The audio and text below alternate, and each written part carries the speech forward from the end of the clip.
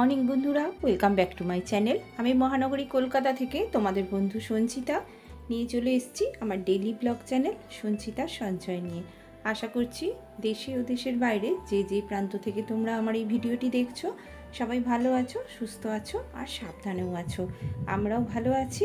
আর আজ হচ্ছে বৃহস্পতিবার, সকালবেলা তোমাদেরকে সঙ্গে করে নিয়ে আজকের ভিডিওটা শুরু করছি। আশা রাখছি তোমরা শেষ পর্যন্ত আমার সঙ্গে থাকবে এবং ভালোও লাগবে তোমাদের।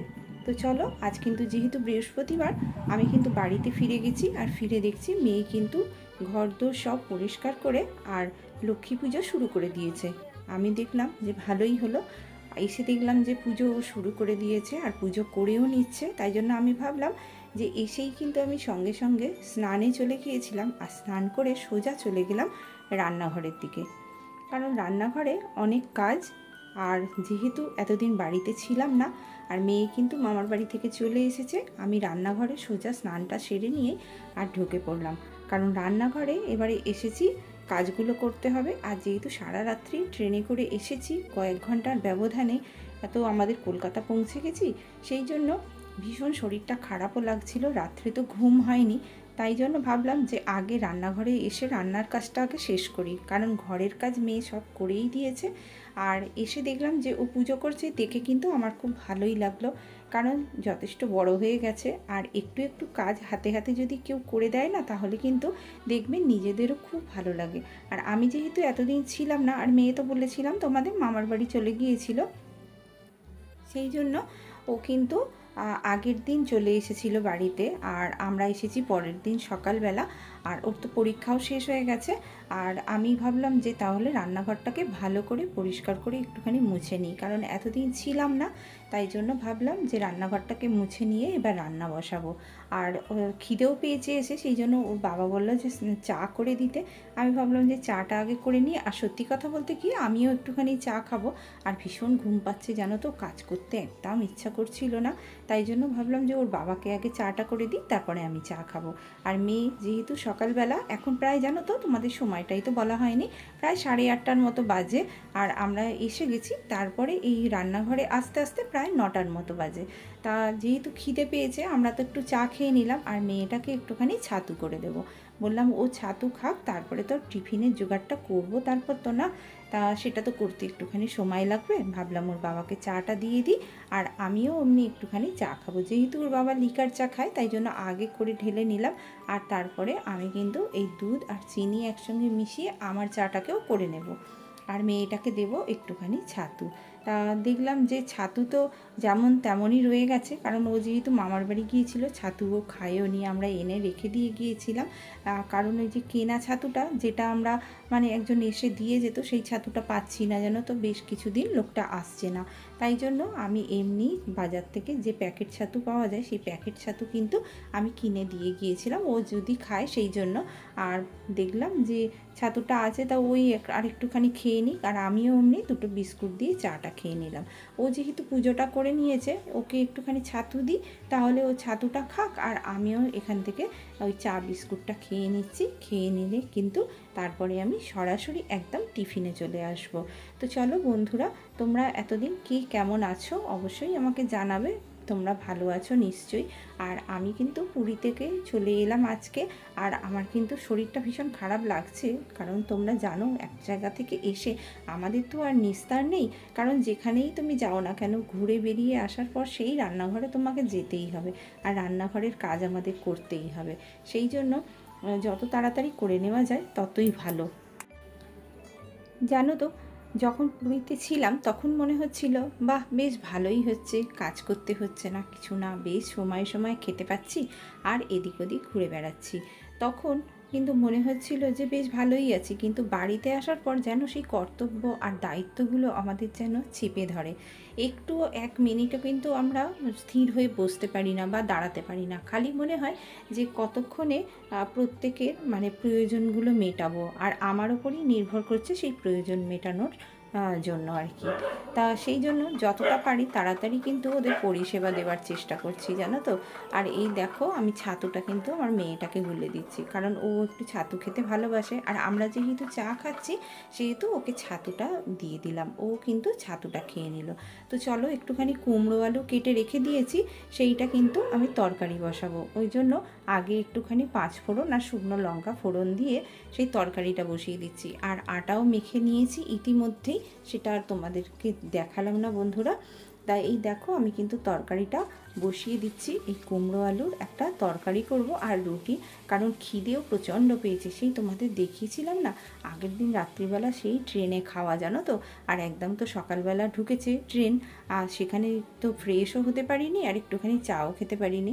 তাই জন্য এত খিদে লেগেছে, ভাবলাম যে তাড়াতাড়ি করে একটুখানি কিছু তরকারি বসিয়ে দিই আর দুটো করে রুটি করি।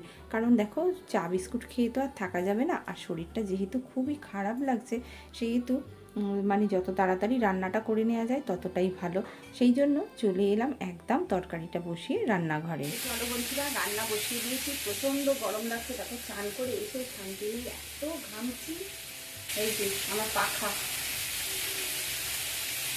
এই পাখা দিয়েই হাওয়া খাচ্ছি। এত গরম লাগছে, এখানে দাঁড়ানো যাচ্ছে না রান্নাঘরটায়। কতক্ষণে তাড়াতাড়ি করে রান্না করে বেরিয়ে যাব, প্রচণ্ড ঘাম হচ্ছে। তো চলো দেখতে থাকো আজকে কী কী রান্না করছি আমি।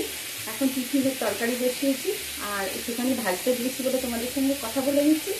তো আমার ভিডিওটা আজকে সম্পূর্ণ দেখো, দেখতে থাকো, আশা করি ভালো লাগবে। তো চলো কন্টিনিউ করি ভিডিওটা, এরপরে দেখো আর কী কী করছি। তো চলো, এতটাই তাড়াতাড়ি ছিল রান্নাঘরে যে একদম স্নানটা সেরে নিয়েই কিন্তু আমি ঢুকে এসেছি। কিন্তু জানো তো বন্ধুরা, এত গরম লাগছিল যে কি বলবো তোমাদের। তাই জন্য তাড়াতাড়ি করে তরকারিটা বসিয়ে দিয়ে, আর জানো তো ভালো করে আমি মাথাটা ভালো করে আঁচড়াতেও পারিনি, আর একদম চলে এসেছি রান্নাঘরে। তা যাই হোক, তরকারিটাকে আমি বসিয়ে দিয়েছি আর এদিকে কিন্তু আমি রুটিটাও করে নেবো। কারণ রুটি আর তরকারি মোটামুটি আমাকে 10টার মধ্যে রেডি করতেই হবে। কারণ জানো তো সংসারে তো আরও অনেক কাজ আছে। আমার তো এই টিফিনটা খেয়ে নিয়ে শুয়ে পড়লে হবে না, বলো, দুপুরের খাবারটাও করতে হবে। তাই জন্য আমি কি করলাম যে একটুখানি রুটিও করে নিলাম, কারণ দুটো দুটো করে যদি রুটি খাই বেশ কিছুক্ষণ থাকা যাবে, তারপরে ভাতটা খাবো। তা আমার না জানো তো মনে হচ্ছে যে একদম শুয়ে পড়ি, একটুও ভালো লাগছে না। আর যেন মাথা টাথা ধরে আছে পুরো, আর শরীরটা না সারা রাত্রি যেহেতু ট্রেন জার্নি করে এসেছি সেহেতু সারা শরীরটা না কাঁপছে, যেন মনে হচ্ছে এখনও পর্যন্ত দুলছে। আর এই রান্না করতে করতে না আমার যেন মনে হচ্ছে সারা শরীরটা দুলছিল। তা কিছু তো করার নেই ভাই, যেখানেই যাই না কেন সংসার ধর্ম তো পালন করতেই হবে। তাই জন্য আবার সেই সংসারে ফিরে এসে সংসারের কাজ করা শুরু করে দিলাম। আর এই দেখো টিফিনটা রেডি করে নিচ্ছি, আর মেয়েকে, আমাকে, আমি আর ওর বাবাকে তিনজনেই কিন্তু আমরা খেয়ে নেব। ওর বাবা যেহেতু বাজারে চলে গেছে, কিছু তো বিশেষ ছিল না সেই জন্য, তা ওর বাবা মাছ এনে দেবে। মাছ এনে দিলে কিন্তু আমি মাছের তরকারি আর ভাত একটা তরকারিই করব ভাবছি। আর একবারে জানো তো কি করব, মনে করছি যে একদম দুবেলার মতো রান্না করে নেব। তাই জন্য আমি কিন্তু তরকারিটা বসিয়ে দেবো এবারে। এই দেখো আমি কিন্তু তরকারিও আমার হয়ে গেছে আর ভাতও হয়ে গেছে। ভাতটা আমি একটু আলাদা করে সরিয়ে রেখেছি, কারণ আমার জানো তো একদম না ঝরঝরে ভাত খেতে ইচ্ছা করছে না। তাই জন্য আমি ভাতটাকে সরিয়ে রেখেছি, আমি জল দিয়ে খাবো। আর এই যে মাছ ভাজা একটা সরিয়ে রেখেছি, এইটা দিয়ে আমি ভাত খাবো আলাদা করে। আর ওদের জন্য গরম ভাত আর এমনি তরকারি করে রেখেছি। আর জানো বন্ধুরা, একদম দুবেলার জন্যেই কিন্তু আমি করে নিয়েছি। আর যত বাসন ছিল সব বাসনগুলো মেজে একদম খাওয়া দাওয়া সেরে কিন্তু বাসন কুসন মেজে একদম শুয়ে পড়বো গিয়ে, আর ভালো লাগছে না। তো ওর বাবা তো এবারে খাবে, আসুক তারপরে খাবো আমরা। আর এই সমস্ত বাসনগুলো মেজে জানো তো গিয়ে আর শুয়ে পড়বো, একটুও ভালো লাগছে না। আর বললাম, মেয়েকে বললাম যে তোর বাবা এলে তোর বাবাকে কিন্তু খাবারটা বেড়ে দিস। ও বললো মা ঠিক আছে, হ্যাঁ। তা ওর বাবার তো আর নিষ্কৃতি নেই, কারণ একটা থেকে এসে আর একটাতে ওর বাবা কিন্তু খুবই ব্যস্ত হয়ে পড়ে, একদম বসতে জানে না। যেহেতু আমাদের এই বিজনেসের ওপরেই তো নির্ভর করে, তাই জন্য আমাদের সবসময়ই কিন্তু এই প্যাসেঞ্জারদের কাছে যাওয়া বা তাদের সঙ্গে কথা বলা, নেক্সট ট্রিপের জন্য দৌড়াদৌড়ি করা, এগুলো করতেই হয়। আর ওর বাবাই একটুও একদম বসতে পারে না, সব সময় কিন্তু এই কাজের মধ্যেই ব্যস্ত থাকে। তা সেই জন্য ওর বাবাই এসে টিফিনটা খেয়ে কিন্তু চলে গেছে সেই প্যাসেঞ্জারদের কাছে, কারণ পুজো এসে গেছে তো পুজোর ট্রিপগুলো ধরতে হবে সেই জন্য। আর এই যে আমি দেখো বাসনগুলো সব মেজে নিচ্ছি। আমি কিন্তু মেয়েকে বললাম যে বাবা এলে খাবার দিয়ে দিস, আমি কিন্তু একদম শুয়ে পড়বো। তো এই যে বাসন কুসন মেজে নিয়ে একদম কিন্তু আমি চলে যাব রান্নাঘরে। কেন যেন রান্নাঘরে এগুলো সব উপর দিয়ে দেবো বাসনগুলো, আর বাসনগুলো উপর দিয়ে আমি একদম এসে শুয়ে পড়বো। তো চলো বন্ধুরা, এতক্ষণ যে সমস্ত বন্ধুরা আমার সঙ্গে আছো, আমার ভিডিওটা পুরো দেখছো, তাদের অসংখ্য ধন্যবাদ। আর আমার যে সমস্ত নতুন বন্ধুরা আমার সঙ্গে আজকে ভিডিওটা প্রথম দেখছো, তাদের তো আরও ওয়েলকাম জানাচ্ছি, আর তাদেরকেও অসংখ্য ধন্যবাদ জানাচ্ছি আমার পরিবারে আসার জন্য। তা বন্ধুরা, আমার ভিডিওতে এতক্ষণের মধ্যে কোনো অংশ যদি তোমাদের একটুও ভালো লেগে থাকে, তাহলে অবশ্যই আমাকে লাইক, কমেন্ট ও শেয়ার ও সাবস্ক্রাইব করে আমার পরিবারে থেকে যেতে পারো। যে সমস্ত বন্ধুরা আমাকে কমেন্ট করেছিলে তারা হলে Pinki lifestyle, Joy in love, Rumi Rana, gaming Tanim, my fortune story, Diganta Adak, Mousona, Rita Ritu lifestyle, Bittu Bidisha, M J Adhikari family, PTSS blog. তোমাদের অসংখ্য ধন্যবাদ আমাকে কমেন্ট করার জন্য। আর তোমরা এইভাবে আমার পাশে থেকো। চারিদিকে 7 ঘন্টা বাজছে, সেই আওয়াজে কিন্তু আমার ঘুম ভেঙে গেল। আর দেখো ঘুম ভেঙে যেতেই আমি দৌড়ে এসেছি বাইরের আকাশটা এত সুন্দর লাগছে, দেখেছো কি সুন্দর লাগছে। তা ভাবলাম একটু তোমাদের সঙ্গে শেয়ার করা যাক, তাই জন্য দৌড়ে এসে কিন্তু আমি এই বাইরের দৃশ্যটা তুলে নিলাম।